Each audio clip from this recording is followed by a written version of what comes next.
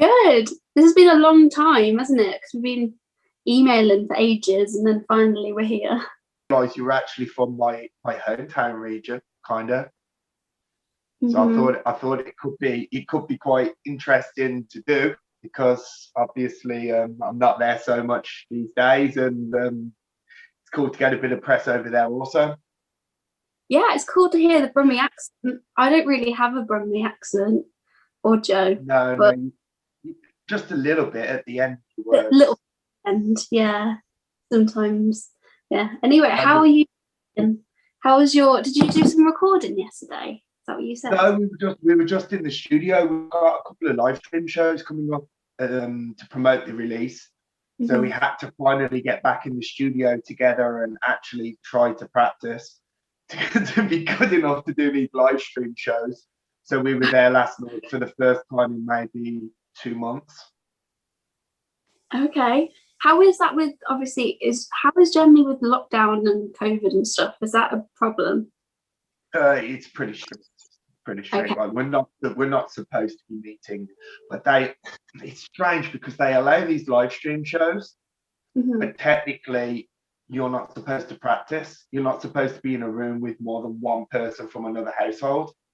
Okay. So I don't get how they actually expect you to do it. So I work with kids, so I get a corona test on a weekly basis. My guitar player is actually works for the ambulance service, and he is one of the people who drives the corona wagon. So he gets tested. Yeah, so Corona he way. gets tested on a daily basis.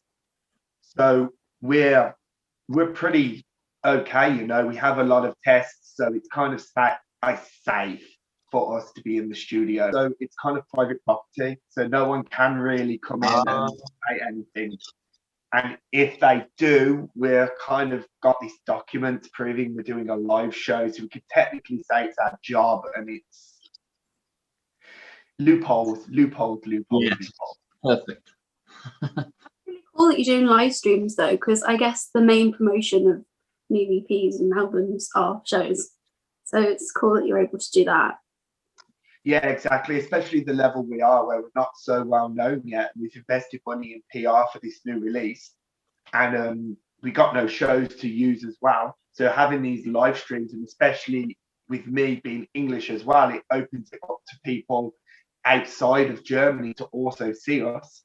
But we just have these stupid regulations, like there's going to be crosses on the stage, and we have to stay within our crosses. Yeah. So we have to play a rock and roll show without interacting so much with each other. Like this, just like, oh, sorry. Yeah, exactly. Like, luckily these venues are pretty big sizes, but still, it's crazy. The show we're playing on Easter Monday, that's they call it in Germany Solly. It's like a fundraiser for the venues in Hamburg. Okay. Yeah, so the gig will be free to stream and free to watch, but you're playing in a really, really, really big venue. Like some of the biggest bands in the world have played there, and we'll play there. So you'll have the full lighting, the full sound, the full camera work, and then so it will be really good quality live stream. And then you can buy a ticket if you want to, and if you buy the ticket, the money goes to the venues. But they also have an option where you can press a button on the side of the screen and buy a drink. Okay. So like, yeah, so the idea is that you would then buy a couple of drinks at the gig, like you would normally buy a couple of drinks if you were at the gig, and then that money goes to the venue that we're playing. Okay. Do you get a drink? I really don't know. It's illegal for the venues to serve alcohol. Yeah, you'll have to have like your own little stack of beers under the table, and when you donate on the stream, you'll have to just pull one up. Yeah, pull one up. Yeah, exactly. So the idea for the little things, it's just giving money to the venue. It's just little tricks that they're trying to do. Because I mean, you guys are doing really well with the vaccinations, so we are. Well, we're not even into 1 million vaccinations here yet, so we're really, really, really far behind. It's going to be a long time before these venues can work again, and they're getting funding from the government at the moment, but festival season's coming, and they're not going to be able to work. If it's going to be another summer of no shows and maybe even a winter of no shows, they're in big trouble. Me, especially festival season is that time of the year that you look forward to, and that's instead of a holiday, for example, I go to Download Festival. That's where all my money goes. So that's my way of sort of supporting the industry, I guess. But with none of that happening, it's a pretty horrible time for venues. Did you hear about Hellfest? No. So they cancelled Hellfest a couple of days ago. That's the big one from France. And they said that the authorities in France said it could go forward if they did it 5,000 people and seated. No. And Hellfest is a sold out 90,000 music festival. Yeah. It just wouldn't be the same. Probably not. And not to mention that the international bands wouldn't be allowed to travel. So you'd just see like some French bands and it would be a little weird. I thought about this the other day. I don't know if it's going to impact you much in your band, but obviously we've had all this time off from gigging and traveling around the world to play gigs because of COVID, but also over here you've now got Brexit. So is that going to impact even more, meaning it's going to be even harder to travel? It makes it very interesting because obviously with the Brexit agreements is I had to surrender my right to free movement. But the German government said because I've been here for 5 years now, I'm entitled to stay here with no complications. I will be given like a residency card and I will be not a German citizen, but a resident of Germany, which is very kind of them. However, that I'm only allowed to live and work in 2 countries, Germany and England. So if we get offered to play shows in Belgium, Holland, France, Czech, any of our neighbouring countries, technically I'm supposed to have a visa. Right. And that's just all very complicated. It is, because you've got to, like, there's actually no reason for us to have a visa because technically we don't make any money. Because if you think about it, if we drive to Holland to play a show for 100 euros, that 100 euros has gone on your hotel accommodation and fuel. So technically it's just a trip. So it's how they're going to control it, and it's a nightmare. And then my boys, they're allowed to come to England from what I understand, but they can't make money while they're there, which is fine. You never make money playing bands in England. Are you in a band yourself? I'm trying. Yeah, so you wait until you try, man. You never get paid in England. Never. Nothing. Not a single thing. So that's not a problem, but he just makes it all more complicated. I'd imagine. Well, since we're talking about travel, I was just wondering how you actually made your way from Birmingham all the way to Germany in the first place. So my old band, we used to be more popular in Europe than we were in the UK. I used to be in like a garage, rocky, horror punky style band. And that scene in the UK was, well, kind of us. In Birmingham especially, we were kind of like the only one. There was another couple that flirted in and out of it, but we were kind of like the only one.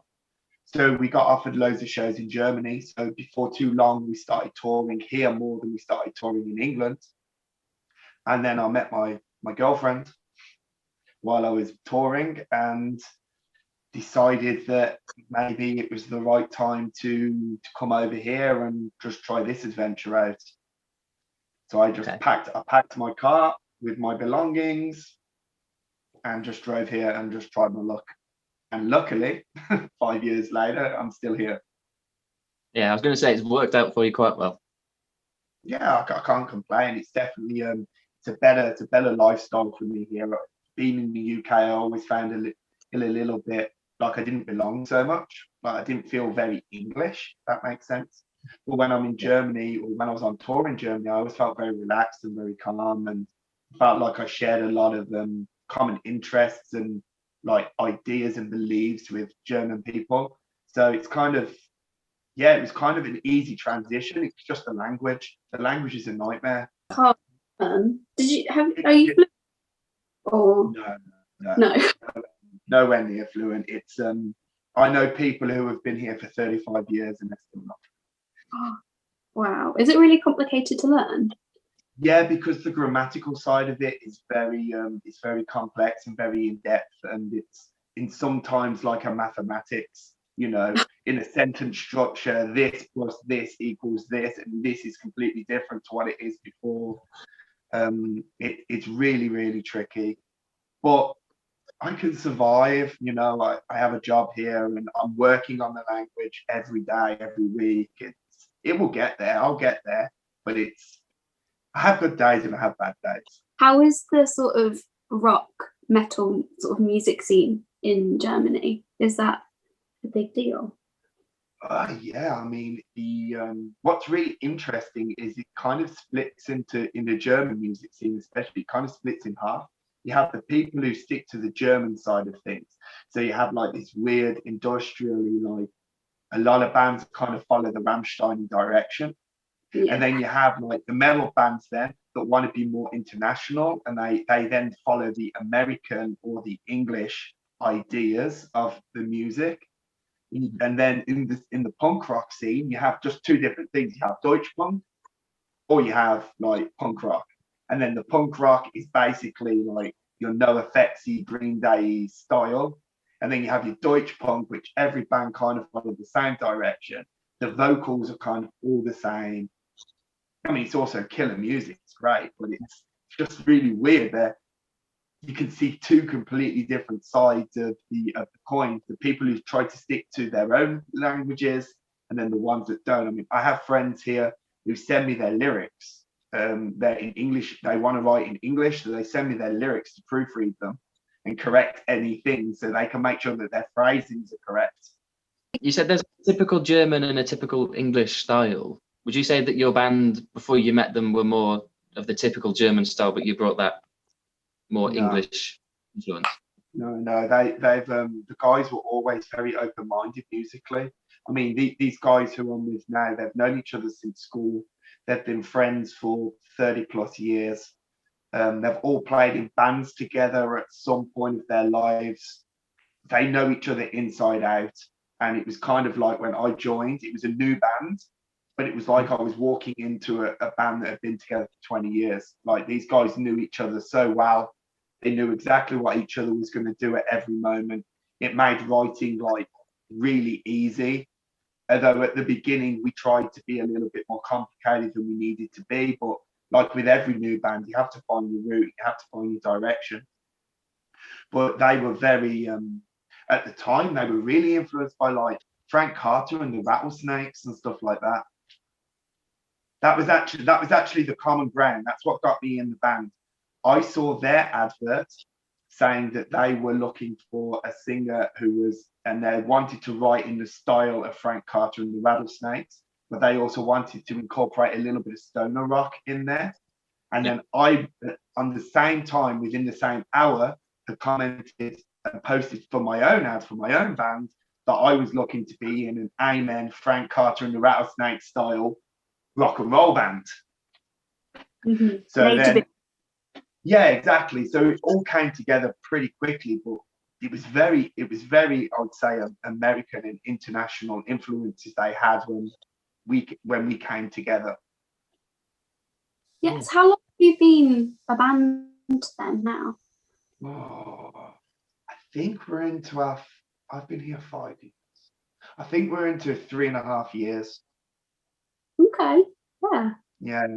We as I said, we started off and we were trying to be too complicated. You know, we wanted to be a punk rock band with stoner influences, and it was all a little bit too weird to start with, and people didn't quite get it.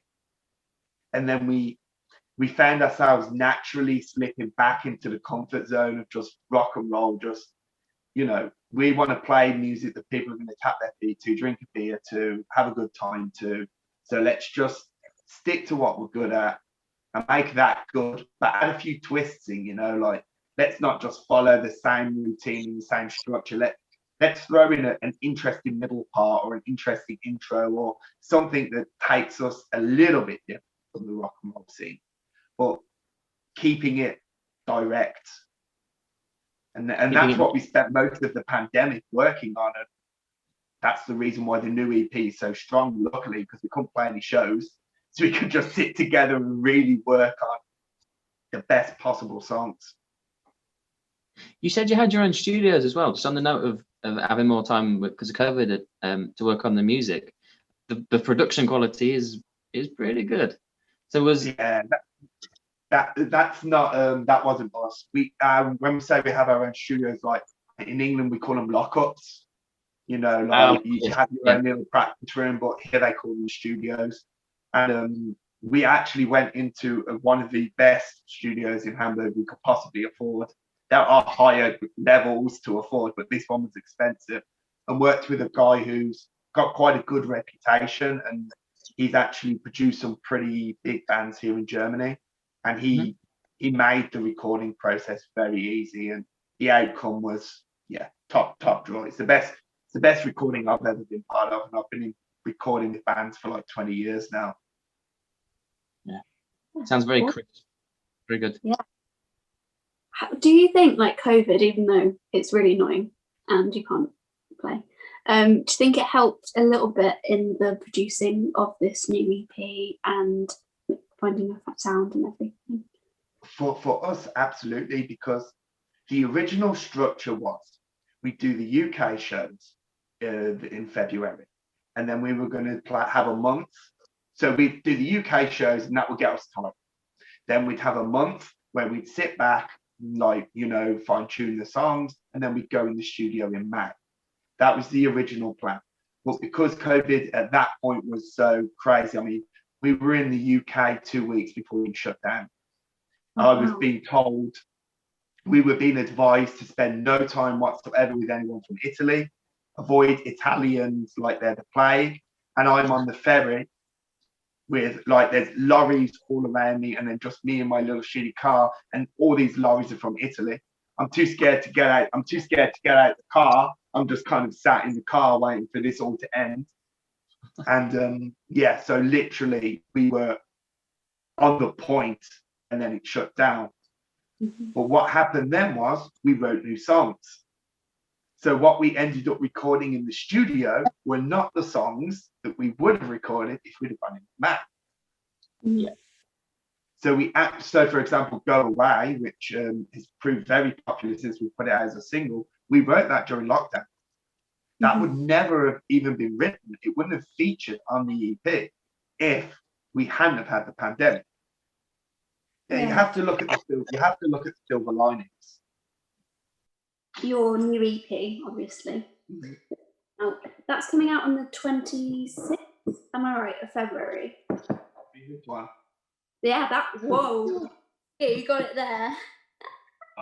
Believe me, I've got 300 of these I need to get rid of. I've got them everywhere. It's so cool that you've got vinyls. It took so long to get this. It's so cool. So we recorded in September. We put in the order in the pressing plant in September, but they were so slammed because all musicians were just re-releasing music or recording new stuff and putting it out, that they didn't start pressing this until the first week of February. Wow. Normally you have an 8-week waiting time. We had like pretty much 3 months. Yeah, I can imagine there was a lot of backlog because obviously we said at the start that I play music too. It's one of my 3 goals in life. I want to play Download Festival, I want to release original music, and I want it on vinyl. Vinyl is the goal. So I'm very impressed. Yeah, it's I mean, I've got a couple of other ones as well. I got them done. They were like, it's called lathe cutting. So you can basically then just order 5 or 6. And there's a couple of really good places in the UK. So if you ever wanted to just sample vinyl before buying vinyl, hit me up. I've got some really good contacts for that for you. And that sold really well. The Live in the UK one, I mean, we're the only band in the world that's got a live album from Greenwich, England. You know? And that sold, we only done 40 copies of that, and it sold out like pretty much instantly, mostly to the people who were at the gig. they thought it was a really funny idea to have like a live album for Redditch. So that sold like really quickly. So we knew that we had to do it, but then we found an actual professional company to do it for us. And then you've got the minefield. What cardboard do you want? What color do you want? What size do you want? So we went for a 10-inch, and for a 10-inch, they have to completely take down the machine and then rebuild it again to make it 10-inch. It's just that, and that's probably why it took so long. Because if you've got like 200 orders of 12 inches and then one order of 10-inch, you might as well knock out all the 12 inches first, and then tear down the machine. So on the note of vinyls, are they being released the same day as the record? I've actually already shipped the pre-orders. So some people already have it. And I'm starting to see, like, I did an unboxing video today for, because the guy on our front cover, he's a friend of ours. And we thought it'd be really funny to have him unbox it and show his reaction to seeing his face on the vinyl. And Pete, I wanted the first time someone saw the vinyl to be this pre-release video, but I didn't account for the efficiency of Deutsche Post, and some people had already received their vinyls and started sharing it online before this video come out. So I had to be like super quick on getting it online. You're just like, I need it done. I need to get it done. Yeah, exactly. I don't know why I didn't think about it, and then I suddenly started getting the tags online, and it's people sharing the vinyl. Oh shit! I haven't uploaded the video with Martin yet, so quickly do that this morning so it was ready. That's so cool that that's your friend though, because we were just watching the video on the Hardcore Worldwide. Is that that's really cool, by the way, the fact that you were able to get on there. But I didn't know he was your friend. Like, that's awesome. Yeah, basically we were playing a little like party thing for a group of fans. Do you know the band Turbo Negro?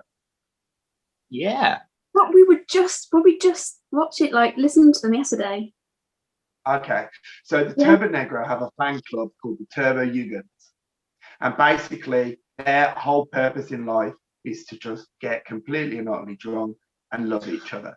They're most of the time big, fat, bearded people who are just lovely and cuddly and very, very friendly. And they have chapters all over the world. And we were playing a show for one of their chapters in Germany, and it was all denim. Their thing is they wear a denim jacket like this. It's got the Turbo Negro logo on the back and where they're from. And at the time, I'd just written Rock'n'Roll Junkie, but I didn't know the full idea of what I wanted the song to be. And I'm playing this show, and it's just double denim everywhere, double denim, double denim, double denim. And then I see this guy here, just sat at the back. He was just sat at the bar, just like this, exactly this look, cigarette in his hand, whiskey, not dancing, not doing anything, just like too cool for this shit. Just sat there at the back. And I'm like, you are my Rock'n'Roll Junkie. You are it. So then I had a crazy music video planned for it. I had everything, because it was just, that was it then. It was like the light bulb in my brain. It's like, I have to use this guy. This guy is exactly what I need it to be. He's your creative muse. Yeah, exactly. Like it was just suddenly the light bulb moment, and we had to improvise on the video. I really liked the video. A friend of mine from the UK did it for me, but the original idea for the video was also like a really cool idea. We were supposed to play a show on the Riptide here in Hamburg where you actually play on the bar. So like the drummer has his own little bit in the corner, and then all the band members have to stand on the bar, and everybody who's watching the gig have kind of got their elbows on the bar looking up at you. Oh, that's cool. And then while you're playing, you get like a tap on the leg, and you have to open your legs, and the barmaid comes from in between your legs and serves them. And then, you know, it's only it's an interesting show. So my original idea was that we'd do that, play that gig, film it, and then have him there. You know, it's just like the ultimate, like really cool idea, but obviously all venues, all bars closed. We couldn't do it, so we had to improvise. So we used footage from the actual photo shoot when he took the pictures. Mhm. I mean, he's super proud of it. He's going around showing everybody right now.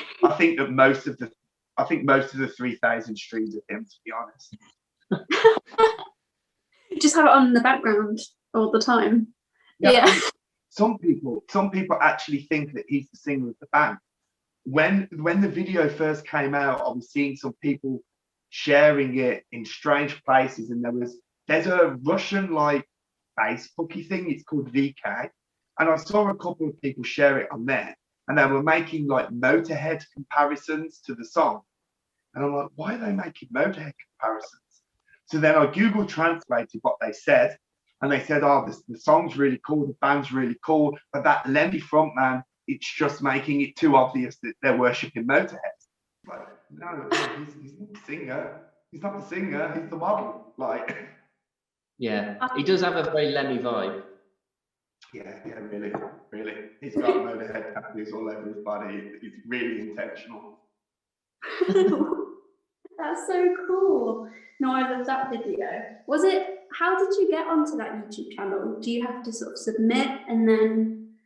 Yeah, you have to submit, and then you have to follow some of their guidelines. They have to be a little bit strict on the stuff that they show these days, especially with the current climate. So we submitted a video to Go Away that got rejected purely because we showed a scene of a protest, and YouTube are now coming down on them sort of things. Like you can't show them, you can't do anything like that. So they said, look, we had a hardcore band put a video out with protesting, and YouTube threatened to shut us down. So we can't do this again. Do you mind reworking the video? So we had to like reshoot a few things and cut a few things to make a new video, because the last thing we want is for them to lose their jobs, yeah? Because they have, I think, 600,000 streamers. That's a lot of money in advertising. Yeah. It's a compromise that you've got to make, but it is a bit of a shame, isn't it? Because the whole thing about punk and that mindset is to be out there and a bit rebellious. Yeah, exactly. But the problem is, when you're at a band of a certain level where you're not that big, and you need to try and take that little step up, you need the exposure. And we could have easily put the video out on our own YouTube channel and just been like, we'll take the complaint when it comes. Mm-hmm. But 600,000 subscribers or 37 subscribers. And that's the compromise you have to make. And like a couple of my guys in the band were like, oh, John, that's a bit of a sellout approach. And I'm like, yeah, I know, and I don't like it either. But what do you want to do? Well, in a few years, when you've got your 1 million subscribers, you can do whatever you want. Yeah, exactly. I'm doing an entire music video. We actually have an entire video on our YouTube channel for protests. A song I wrote about Brexit and stuff, and like general protests and like what's going on in America. It's called Rise of an Anarchist. And that video has been on for ages, but it's only got like 300 or 400 views. So YouTube haven't had time to flag it up yet.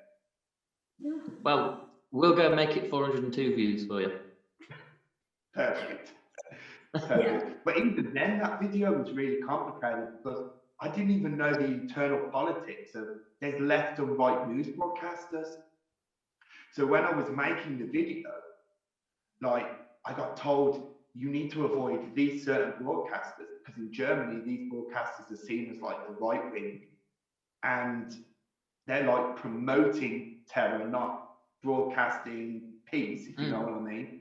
So I had to go and cut loads of footage out of the video and everything. I just had to learn so much in that moment. Like, I never even thought about it. Okay, thank you. And the record comes out on the 26th of February, and also there might be a few vinyls left. Yeah, 26th of February. Buy this, please. I don't want to have to be giving them as Christmas presents this year. They're red. They're red.